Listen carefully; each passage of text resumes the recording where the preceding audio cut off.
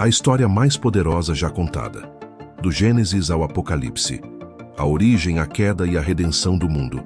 Reinos vão cair, profecias atravessarão séculos e um sacrifício mudará tudo. Uma jornada de fé, amor e perseverança. Veja agora um resumo dos principais eventos narrados no livro da Palavra de Deus, a Bíblia Sagrada. Porque esta não é apenas uma história, é a verdade que atravessa os tempos. No princípio, não havia som, nem forma, nem tempo. Apenas o vazio. E Deus, com uma palavra, ele rasgou a escuridão. Haja luz. E a luz nasceu, separando dia e noite como véus de fogo e sombra. Ele ergueu os céus como um manto, firmou a terra sobre o abismo e ordenou que as águas se recolhessem, revelando o chão seco. Plantas brotaram, estrelas dançaram no firmamento, e os animais preencheram os mares e campos. Mas ainda faltava algo. No sexto dia, Deus curvou-se sobre o pó, e ali, com suas próprias mãos, moldou o homem. Um corpo de barro simples e frágil, até que o sopro do Eterno o preencheu, e o homem abriu os olhos. Foi ali que começou a história da humanidade, com um suspiro divino no silêncio do mundo novo. Mas Adão não estava completo. Em meio à beleza do Éden, ele deu nome a todas as criaturas, mas nenhuma era como ele. Então Deus o adormeceu e fez nascer a mulher. Eva, não feita do barro, mas da costela do próprio homem. Quando Adão a viu, soube que ela era parte dele. Juntos caminharam entre rios, árvores e animais selvagens. Deus os visitava no fim do dia. Havia paz, inocência e comunhão. Mas havia também um limite, uma árvore, um fruto, uma ordem. Não comam. Foi então que a serpente falou, e Eva ouviu. Seus olhos se fixaram no fruto, e com as mãos trêmulas, ela colheu o que era proibido. Ela comeu. E Adão, ao seu lado, também comeu.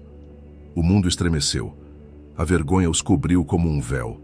A voz de Deus ecoou, e eles se esconderam. Pela primeira vez o homem fugiu do Criador. O paraíso, antes cheio de vida, agora se fechava atrás deles. Um anjo com espada em chamas guardava a entrada. E assim, com uma escolha, a humanidade caiu. O pecado entrou. E a longa história da redenção começou. Após a queda, a terra começou a se encher. Caim e Abel, filhos de Adão e Eva, cresceram. Dois irmãos que caminharam por caminhos distintos. Abel cuidava de rebanhos, Caim trabalhava a terra. Um dia, ambos ofereceram seus dons a Deus. Abel levou o melhor de seus cordeiros. Caim, frutos da colheita. Mas Deus viu o coração por trás do presente e aceitou a oferta de Abel, recusando a de Caim. A inveja cresceu silenciosa como erva daninha. O rosto de Caim se fechou. Suas mãos se tornaram pesadas. E mesmo depois de um alerta divino, ele cedeu. Ele chamou o irmão para o campo. E ali levantou a mão que fez Abel cair, e o sangue tocou o solo. Era o primeiro assassinato, o primeiro luto. As gerações se multiplicaram, e com elas a maldade. A terra, antes cheia de vida, agora transbordava violência, corrupção e crueldade. Os homens haviam esquecido seu Criador, mas em meio à escuridão, um homem brilhou, Noé. Justo e íntegro, ele caminhava com Deus enquanto o mundo seguia por outro caminho. Então veio a ordem divina: constrói uma arca. Mesmo sem chuva, sem mar por perto, Noé obedeceu. Durante anos martelou madeira enquanto era ridicularizado por vizinhos que riam da ideia de um juízo invisível. Mas Deus não queria apenas salvar uma família, queria preservar a vida. Então, de dois em dois vieram os animais, feras da selva, aves do céu, criaturas da terra, grandes e pequenas, domesticadas e selvagens. Foram colocados dentro da arca, macho e fêmea, conforme Deus ordenara. E então, o céu se abriu. As fontes do abismo jorraram. A chuva caiu por 40 dias e 40 noites sem cessar. Montanhas desapareceram, cidades afundaram, gritos se perderam sob as águas. E a arca flutuou. Dentro dela uma família, um remanescente, um futuro. Quando as águas finalmente baixaram, a arca repousou sobre a terra seca. uma pomba voou e voltou com um ramo. Era o sinal. A vida recomeçava. Após o dilúvio, os homens voltaram a crescer em número e em orgulho. Falavam a mesma língua, sonhavam os mesmos sonhos e decidiram se tornar deuses de si mesmos. Em uma vasta planície começaram a erguer uma torre. Não era apenas pedra sobre pedra, era vaidade sobre vaidade. Façamos um nome para nós, diziam. Alcancemos os céus. Tijolos, cimento e a estrutura subindo como um desafio aos céus. Mas Deus desceu para ver o que os homens estavam fazendo. E ali, onde a unidade servia ao orgulho, ele agiu. De repente as palavras se embaralharam. Os olhos ainda se reconheciam, mas as vozes não mais se entendiam. Confusão, gritos, ferramentas largadas no chão. O projeto parou. E os homens, antes unidos pelo ego, foram espalhados pelos ventos. Foi o fim da torre, o fim da arrogância e o início das nações. Cada povo seguiu seu caminho. Cada língua criou seu próprio Deus. A verdade foi fragmentada e os altares multiplicaram-se em silêncio. Em meio a esse mundo quebrado, de muitos deuses e corações perdidos, Deus falou com apenas um homem. E esse homem ouviu. Seu nome era Abraão. Sai da tua terra, da tua parentela, e vai para o lugar que eu te mostrarei. Assim começou uma nova jornada. Não mais de torres feitas por orgulho, mas de fé erguida sobre promessas eternas. Não houve mapa, não houve garantia, apenas uma promessa. Farei de ti uma grande nação. E ele partiu. Deixou sua casa, suas raízes, sua segurança, caminhando por desertos apenas guiado pela voz do invisível. Os anos passaram. A velhice chegou. O ventre de Sara, sua esposa, permanecia estéril. Mas mesmo assim, ele não deixou de crer. E quando tudo parecia impossível, nasceu o menino, Isaque. A promessa viva em forma de carne e sangue. Abraão não foi apenas pai de um filho, tornou-se pai da fé. Sua obediência se tornou alicerce para reis, profetas e para a história da redenção. Gerações depois, outro homem também seria provado. Vendido como escravo pelos próprios irmãos, José foi levado para uma terra estrangeira, o Egito. Com sabedoria, fidelidade e coragem, José interpretou sonhos, conquistou a confiança do faraó e foi exaltado ao posto de governador do Egito, a segunda autoridade mais poderosa do império. No auge do poder, reencontrou os irmãos que o haviam traído. Eles estavam famintos, desesperados. José, porém, não retribuiu o mal com o mal. Em vez disso, escolheu perdoar, acolher e alimentar sua família. Os anos se passaram. Seus descendentes cresceram, multiplicaram-se e tornaram-se uma nação. Mas em terra estrangeira, aquela nação perdeu a liberdade. O povo que um dia foi acolhido no Egito, agora gemia sob o peso da escravidão. O trabalho forçado, as correntes, os açoites, tudo clamava por justiça. E Deus ouviu. Movido por compaixão, o Senhor levantou um libertador, Moisés, o homem que trocou os palácios do Egito pela voz do deserto. Diante do faraó, ele declarou com ousadia: "Deixa o meu povo ir." E quando o coração do rei se endureceu, Deus mostrou seu poder com sinais e pragas que abalaram a terra. Finalmente livres, os israelitas partiram, mas logo se viram encurralados com o Mar Vermelho à frente e o exército egípcio atrás. O medo tomou conta, mas Deus não os havia abandonado. Moisés, em obediência, ergueu o cajado. E o impossível aconteceu. O mar se abriu. Paredes de água se ergueram de cada lado, e o povo passou a pé, deixando para trás o cativeiro e iniciando uma nova jornada rumo à liberdade e à promessa da terra prometida. O Deus que ouve o clamor dos oprimidos também é o Deus que faz um caminho onde não há caminho. Depois de atravessar o mar, o povo caminhou pelo deserto, carregando no peito a memória da escravidão, mas com os olhos voltados para a promessa. A liberdade havia sido conquistada, mas agora era preciso aprender a viver como um povo livre, separado, guiado por Deus. Foi então que, ao pé de um monte sagrado, eles pararam. E ali, no Sinai, algo ainda mais grandioso aconteceria. O Senhor, que os libertou com mão forte, agora se revelaria com voz poderosa. O chão tremia. Relâmpagos cortavam o céu. Um povo, reunido ao pé do monte, aguardava com temor e reverência. Naquele lugar sagrado, o Senhor chamou Moisés para subir. Ele permaneceu por 40 dias e noites diante da glória divina. E então, Deus entregou a ele as tábuas da aliança, escritas pelo próprio dedo de Deus. Nelas estavam os 10 mandamentos, não apenas regras, mas princípios eternos. Palavras que revelavam o caráter de Deus e apontavam o caminho da vida. Um código moral que separaria Israel das demais nações. Os anos se passaram, e quando Moisés cumpriu sua missão e partiu, era hora de um novo líder se levantar. Foi então que o manto da liderança passou para Josué, um homem de coragem, fé e obediência. Com o coração firme na promessa, Josué conduziu Israel rumo à terra que havia sido prometida séculos antes a Abraão. Mas antes de tomar posse da herança, um obstáculo grandioso se erguia diante deles: Jericó, uma cidade fortificada, com muralhas altas e intransponíveis. Deus, porém, não age pelos caminhos humanos.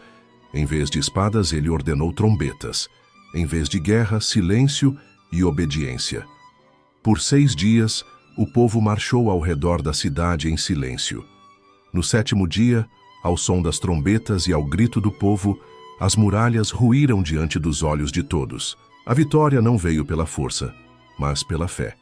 E com Jericó vencida, Israel começou a tomar posse da terra prometida. A promessa feita a Abraão, de uma terra para seus descendentes, começava enfim a se cumprir diante de seus filhos. Um novo capítulo se abria. O tempo da conquista havia chegado. Mas mesmo com a terra habitada, o coração do povo ainda precisava de direção. Reis se levantariam, juízes seriam enviados, e Deus continuaria a agir através dos improváveis. Foi nesse cenário de desafios e conflitos que surgiu um novo protagonista da história sagrada. Não era um general experiente, nem um guerreiro renomado. Golias, o gigante filisteu, se colocava dia após dia diante do povo e desafiava: quem se atreve a me enfrentar? Ninguém ousava, exceto um: Davi. Com seu estilingue na mão e 5 pedras no alforge, ele não confiava em sua força, mas na fidelidade do Deus que o acompanhara nos campos e o livrara de leões e ursos. Num instante a pedra voou, e no outro, o gigante já estava caído. A vitória não veio da experiência, nem do tamanho, nem do poder humano. Veio da fé, da certeza de que, quando Deus está com alguém, até o menor pode derrotar o maior. Davi não apenas venceu Golias, ele se tornou o símbolo de que Deus escolhe os improváveis para realizar o impossível. E sua história não terminou naquele campo de batalha. Anos depois, o pastor se tornou rei, e o trono de Israel foi fortalecido por suas conquistas e sua adoração. Mas seu maior legado não seria apenas militar, seria espiritual. Foi de sua linhagem que veio Salomão, seu filho. E assim como o pai enfrentou gigantes com fé, o filho enfrentou o peso da liderança com humildade. Ainda jovem, diante da imensa responsabilidade de governar o povo de Israel, Salomão clamou a Deus com humildade. Poderia ter pedido riquezas, vitórias ou fama, mas pediu sabedoria. E o Senhor se agradou do seu coração. Salomão se tornou conhecido em toda parte pela profundidade de sua mente e pela justiça de suas decisões. Reis e rainhas de terras distantes vinham ouvir seus conselhos. Seu reinado foi um tempo de estabilidade e esplendor em Israel. Mas os dias de ouro não duraram para sempre. Com o passar do tempo, os corações se afastaram. A mesma nação que havia experimentado a presença de Deus no templo passou a buscá-lo cada vez menos. Então Deus enviou profetas, vozes solitárias que clamavam no meio da multidão, homens comuns com mensagens eternas, mas foram rejeitados. Jerusalém caiu, os muros foram derrubados e o povo levado cativo para a Babilônia. Mesmo assim, Deus não havia abandonado seu povo. Mesmo longe da terra prometida, havia corações que permaneciam fiéis. Entre eles estava Daniel. Seu corpo estava na Babilônia, mas seu coração permanecia em Deus. Por isso, foi lançado na cova dos leões. Mas Deus fechou as bocas das feras. Seus amigos, Sadraque, Mesaque e Abed-nego, se recusaram a se curvar diante da estátua do rei. Foram lançados em uma fornalha ardente, mas não foram consumidos. Alguém caminhava com eles no fogo. Alguém como o Filho de Deus. Mesmo em cativeiro, Deus permaneceu presente. Mesmo entre as cinzas do julgamento, sua fidelidade brilhou como ouro purificado no fogo. O exílio não foi o fim. Foi o solo onde a esperança foi provada e preservada. Entre os escombros de uma cidade devastada e os lamentos de um povo cativo, a voz dos profetas ecoou como um sussurro persistente de Deus no meio do caos. Um dia, a luz voltaria a brilhar.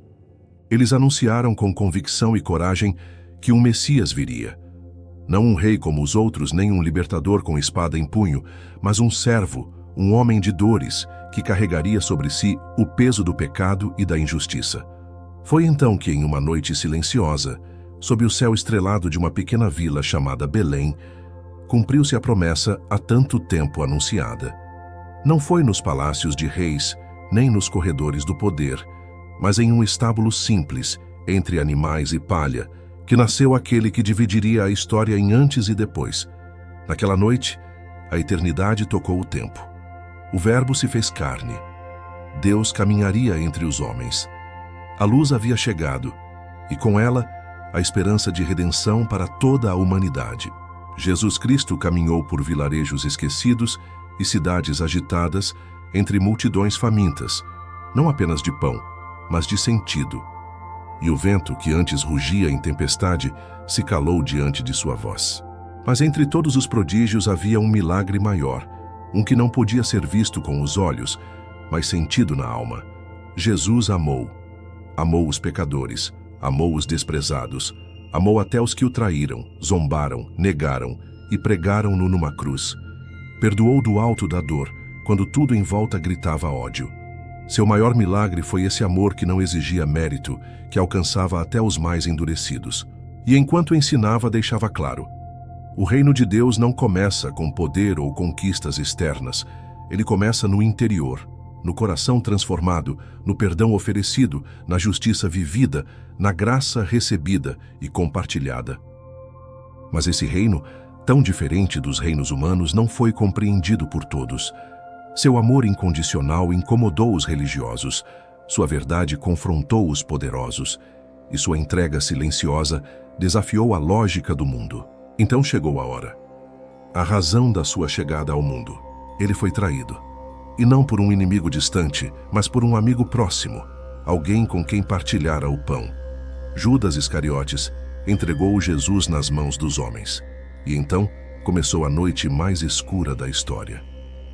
Foi julgado injustamente, acusado por falsas testemunhas, condenado por um tribunal que preferiu a mentira à verdade.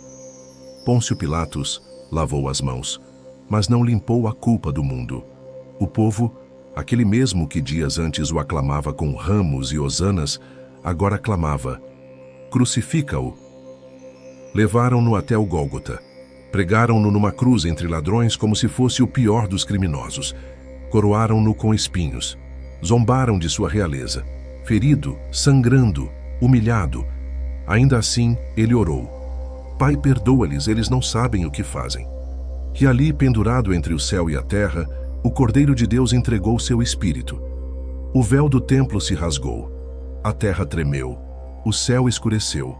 O Filho de Deus morreu. Mas a morte não pôde segurá-lo. Ao terceiro dia, quando ainda era madrugada, a pedra foi removida. O túmulo estava vazio. Ele ressuscitou, vivo, glorificado, vitorioso. Jesus venceu o pecado, venceu a morte, venceu o inferno. A cruz não foi o fim, foi o início. O início da reconciliação entre Deus e o homem. O início de uma nova aliança, selada com sangue, firmada com graça. O início da salvação. Há muitos séculos depois, um desses discípulos, já envelhecido e exilado na ilha de Patmos, recebeu uma visão extraordinária. João viu selos sendo rompidos, cada um liberando juízo sobre a terra. Ouviu as trombetas soarem, sacudindo os reinos dos homens. Contemplou bestas que surgiam das profundezas e um dragão que guerreava contra os santos. Foi mostrado o clamor dos mártires, os cálices da ira, e a batalha final entre o bem e o mal. E então se ouviu uma voz: Eis que faço novas todas as coisas. Deus enxugará dos olhos toda lágrima. Não haverá mais morte, nem luto, nem dor. O tempo da separação terminará, e os redimidos viverão eternamente diante do trono. E assim termina, ou talvez começa, a maior história já contada. Desde o Éden até a Nova Jerusalém, a Bíblia revela o plano eterno de Deus: criar, redimir e restaurar. Um Deus que ama, que chama, que perdoa, um Salvador que se entregou por amor, um Espírito que habita, guia e consola. A Bíblia não é apenas um livro, é uma carta de amor, um mapa para o coração humano, uma promessa viva. E sua última palavra ecoa com esperança: Jesus virá, e com ele, a eternidade. Seja muito bem-vindo ao Atlas da Fé. No próximo vídeo, vamos contar a história de Jesus. Fique com a gente para acompanhar com mais detalhes toda a saga do Filho de Deus. Seu nascimento, envolto em simplicidade, mas cercado de glória. Seu crescimento em graça diante de Deus e dos homens. A missão que mudou o curso da humanidade e sua entrega voluntária na cruz, com a vitória sobre a morte na ressurreição. A cada episódio, vamos caminhar lado a lado com aquele que é o caminho. Inscreva-se no canal, ative as notificações e prepare o coração. A história mais poderosa já contada está apenas começando.